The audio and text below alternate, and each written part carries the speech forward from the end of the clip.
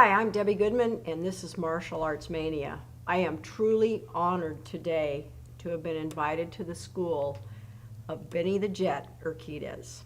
Welcome to my show, Benny, and thank you so much for granting me this interview. My pleasure. My pleasure. You know, there's so many things I want to ask. There's so many things I want to talk about. I don't even know where to start, but let's start with a little bit of background on you personally. You and I have something in common. Okay. We're both part Native American. True. You want to talk a little bit about that? Well,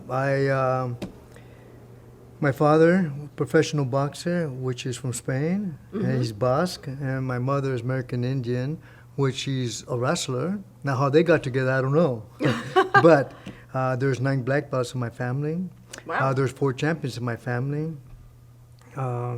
I started actually my walk in the art of war back at 3 years old, boxing. And by the time I was 5 years old, I was boxing Pee Wee division. And I was boxing actually, and then I started karate. Oh, actually, I started in judo. And judo was very popular in the 50s and the 60s. So I started judo and all the way up until 63. And then I started Kempo karate with Birozaki.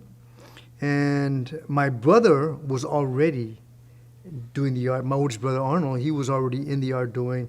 And so he kept on wanting me to go over there. And for myself, I was never on a reservation. My oldest brothers were, not me though. And we actually moved into a small, whether you want to call it the projects or so forth, but it was, government run and so forth. But, however, we, for entertainment, all my brothers, we all fought, trained with each other. So that was our thing. And all the way up until about 73, my brother was training with Birozaki, and I was getting in trouble. My mom just, needed, my father was too physically, external type of a father. And so she sent me to train with my brother, actually all of us, in 63, Kempo Karate. And so, we trained all the way up, and in this, I already had boxing background. So I was hurting a lot of the kids because, doing martial arts, but mixing it with boxing hands of understanding, I was hurting a lot of the kids. So actually in 64 is when we went to the Nationals, we saw Bruce Lee. In 65 is when he did a demonstration where I saw, and he was demonstrating the 4-inch strike. And my mother, being Native American, was always teaching me internal type of training and warfare, which I never understood what she was saying, even though she was, I'll give you an example. I'd go in the living room, my father, he'd be watching boxing. I sit down, he'd slap me in the head, watch this, and I said, okay, so I'd be watching, and then I'd go in the kitchen, and my mom will hold on to me and explain, that's how my father shows his love to me, because he's not a verbal type of person. So my mother will always be telling me internally why he does the things he does. And so I had really a good balance between my mother, my sister, I have 4 sisters. Wow. And, and I always used to understand, why me? And so by the time at 10 years old, they were giving me manicures and pedicures. I was so embarrassed. I used to cry when my sister, I used to be crying. I said, no, don't do it. And because I didn't want, I thought it was so embarrassing. But growing back up in there, you can see how close I was to my sisters. And they were teaching me internal training about a female energy. And I'm thinking, what do I care? What do I, what do I want to know that, And then, manicure, I said, they're not, why, nobody could be looking at my feet and this and that. She said, yes, they are. You make, and so I got a good understanding between, and then with my wife and so forth, and between all of them, they just were teaching me about the opposite size of energy from a woman. I already knew from a man. As far as my father would say, don't show you're afraid, don't show you're scared, don't show you're crying, show that you're sick, they'll take advantage of you. So, as a kid, I would never cry because I thought it was weak. Because that's what my father told me. And don't show I'm afraid because they take advantage. So all this emotion, as I was young, I would be hiding. And then I would take it out in the tournament because it was my way of releasing. Okay? And so by the time in 65, I saw Bruce Lee do the 4-inch strike and knock this guy, with a plate over a chair and this and that. And I jumped up. From that point on, I said, I want to be able to spar with Bruce Lee. Bruce Lee with a point where not to show no disrespect of anything, just wanting to see what it would feel like. So my brother told me, you don't have the experience to even want to spar with him. So I started beating every tournament there was. Every internationals, I was taking grand champions. I was taking 5 trophies in every tournament, and because I wanted so bad to spar with him, just to test. And then I was the youngest. I was 17, just turning 18. I was on the Bruce Lee team. The Bruce Lee, the Elvis Presley team, and they got fighters from all over the world. And in United States, they took the best. In United States, and I happened to beat everybody in my division, so I was the youngest on the team, so on the Elvis Presley team. So we went to Europe, we went to Belgium, went to England, and I defeated everybody, and I came back in '73, and I told my brother, now, my brother said, you still don't have enough experience. So my brother said, you want to do full contact karate? And I said, what's full contact karate? And they said, well, it's karate to the knockout. And I said, I won't get disqualified. And he says, no, it's to the knockout, but I won't get disqualified. I couldn't understand, that it's to the knockout. I just kept on thinking I was going to get disqualified because I'm excessive.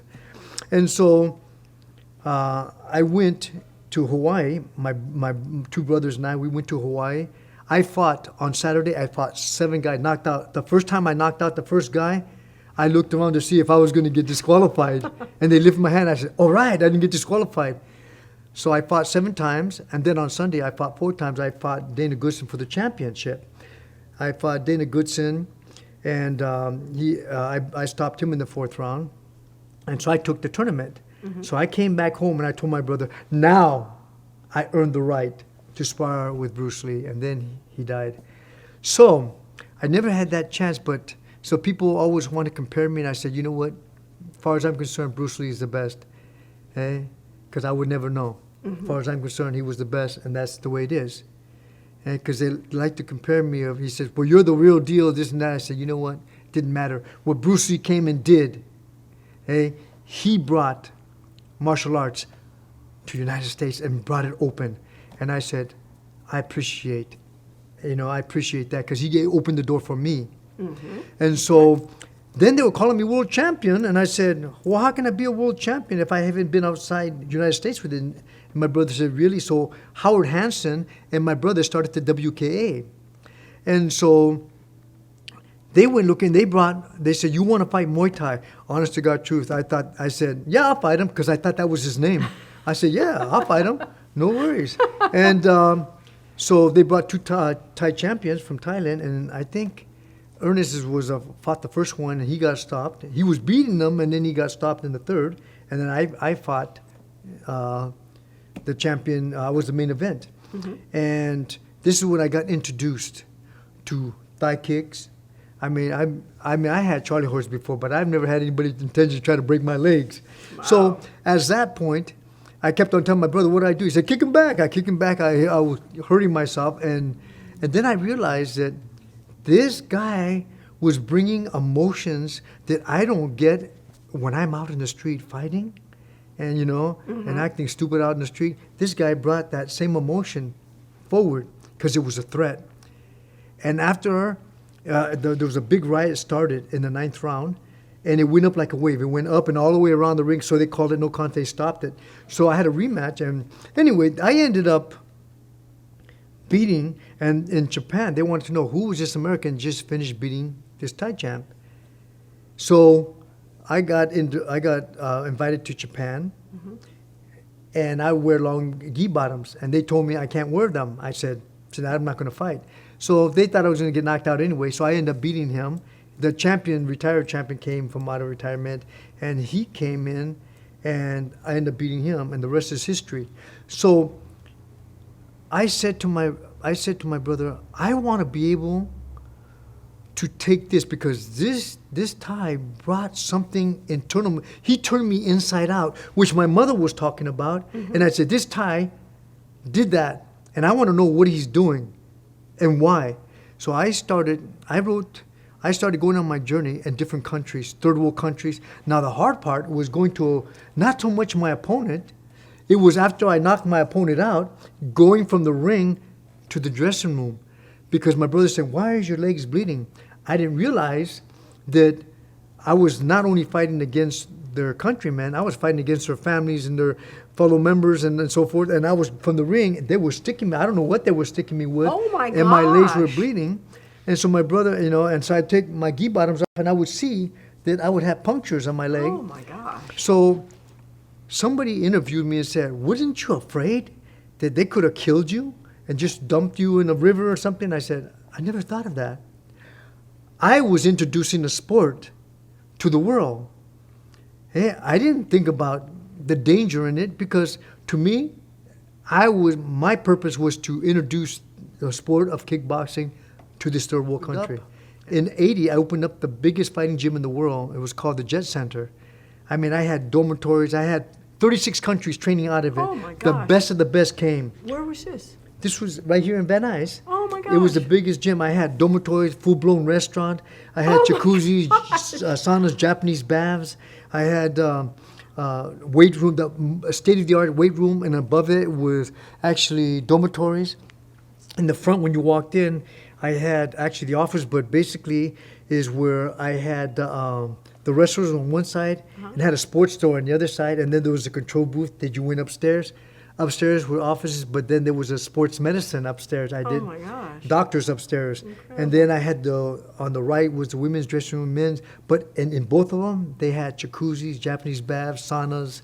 They had steam rooms. They had you name it. We had it all in there. And going down the ramp, we had 2 rings, state of the art weight room, and the floor was almost, I have to say, 5,000 square feet. The State Athletic Commission saw the money involved in it, so they actually started and sanctioned kickboxing in '87.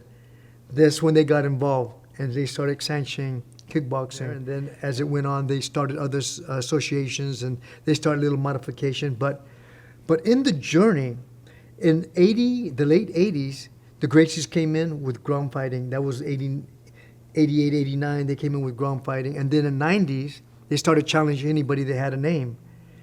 And so my last fight was in '94. So I hold 6 titles in 5 weight divisions.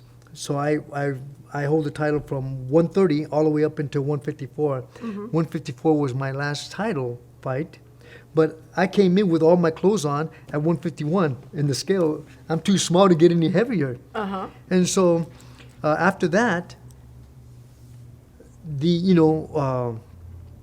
what was coming in, mixed martial arts. Actually, mixed martial arts started, cage fighting. They started it in 90. And 95 is when mixed martial arts, the word mixed martial arts came in. And they started because there was not allowed to mix martial arts back then, as you know.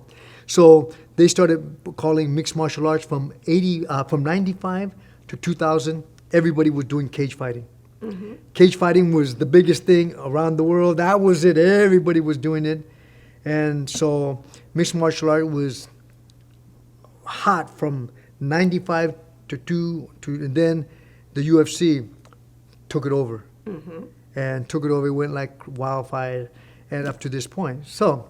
And if it wasn't for you, we wouldn't have the UFC. We wouldn't have mixed martial arts.